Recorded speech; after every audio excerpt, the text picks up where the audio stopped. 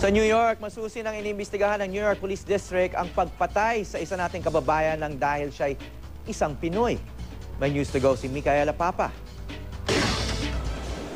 Sa mismong kalsadang ito na tinaguri ang Little Manila sa Queens, New York, nawala ng mahal sa buhay ang kababayan nating si Efren Fariñas. Hindi matanggap ni Efren na wala na ang kanyang kaibigang si Robert Martirez, 56 na taong gulang.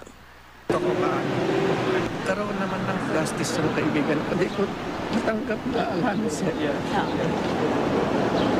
Kasi mabait siya na tao. Pauwi na raw si Robert matapos magkape sa isang Filipino restaurant nang lapitan ng isang hindi kilalang lalaki. Tinanong daw ng lalaki si Robert kung Pilipino siya at nang sabihin niyang oo, bigla na lamang siyang sinuntok nito sa muka. Nangyari ang pag-atake noong Sabado, oras dito sa Pilipinas. Dinala sa ospital si Robert at doon na binawian ng buhay.